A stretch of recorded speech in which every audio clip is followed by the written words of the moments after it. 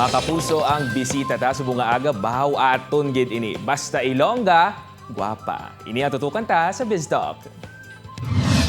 Good morning mga kapuso aton subong makaupod ang isa ka Ilongga nga nagpabantog gid sa mga tinaga nga basta Ilongga, guwapa. Nanonoodaan Rabia Mateo. Good morning Rabia and welcome sa GMA Regional TV Early Edition. Hello, John. Good morning. Maayong aga sa tanan. It's good to be back. Rabia, hindi lang man kami dire sa GMA Regional TV Western Visayas ang proud gid sa tanan nga na-achieve mo. Kundi tanan siguro nga mga Ilonggo, very happy and very proud for you. Kaya kadamo ka na gid sang na-achieve, kadamo ka na sang mga nakuha nga blessing sa imong nga life and it's because of your determination. Subong gusto namon mabalaan. I am Rabia Mateo and I am Rabia Mateo and I am a good daughter. Kaya siguro, sa tanan gid nga naagyan ko sa pangabuhi ko, like, si mama gid ang ako nga source of strength. And in those times na I feel like I wanna quit, isip ko gid nga si mama dako-dako ng sakripisyo niya for me to give up. So ako, ang dream ko lang gid I define success by being able to provide for my family. Siyempre, Rabia, you are a very busy person. You are an actress, you are a beauty queen. Subong, you are a businesswoman pagid. How do you manage your time? Paano ka pa nakapauli diri sa aton sa Iloilo? Kamusta ang aton nga pag-manage ang tanan-tanan naton nga mga endeavors sa life? Actually, do amo na gid ang akon nga isa nga gakakonsensya gid ko nga I don't spend much time with my mom and brother sa Iloilo. Pero ako gid, I make sure na everything is well balanced gid when it comes to my work life and to have some recreational activity as well. Ako, ang priority ko subong is akon nga career. But aside from that, I make sure that I have time to worship God, to give me guidance and strength. Kasi sometimes, especially sa showbiz, if imo lang gid ya own thoughts ang imo sundon, you're gonna get lost. So I always need that divine guidance. And I guess, from there, nagkakaroon ng balance sa akon nga life.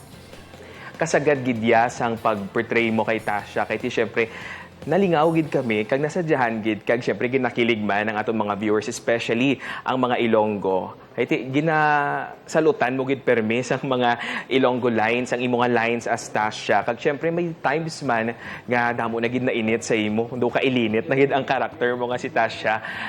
Paano mangin versatile actress? Tips abi Rabia kung paano mangin effective sa imo nga craft as an actor.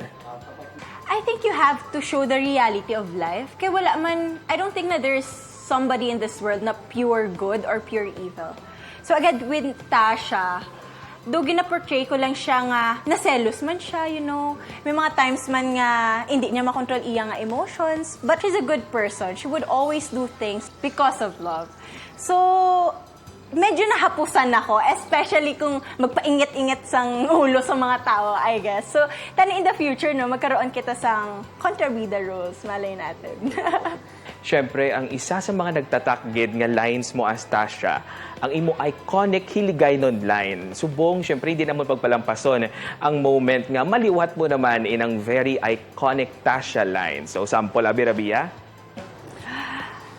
Patay huya ka nga babae ka. Patimigo ko, agawan mo sa akon? Saka pa na kung tinto sa bana mo? There.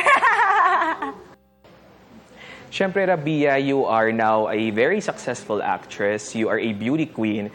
Kag you are a businesswoman. Ano pagid ang gusto nga ma-achieve? Kung ano pagid mga goals mo in life, Rabia? Amo na gani ginahambal nila nga damo na lang ko balagi na ubra nga. Wala ako nakapoy sa akon nga life, nga tanan gusto ko i-try. But actually, this is so random. Parang I wanna do amateur boxing. I don't know, I find joy doing boxing now. Siguro physical activities. And as a person, I'm very competitive, kaya. That's why. So, who knows? Tani. Kung given the chance, kung hindi na busy sa showbiz, baka makarepresentar taliwat sa Pilipinas sa boxing. Go ahead, Rabia. Imbitara ang aton mga kapuso diri sa Western Visayas to keep on watching and supporting TikTok Lock.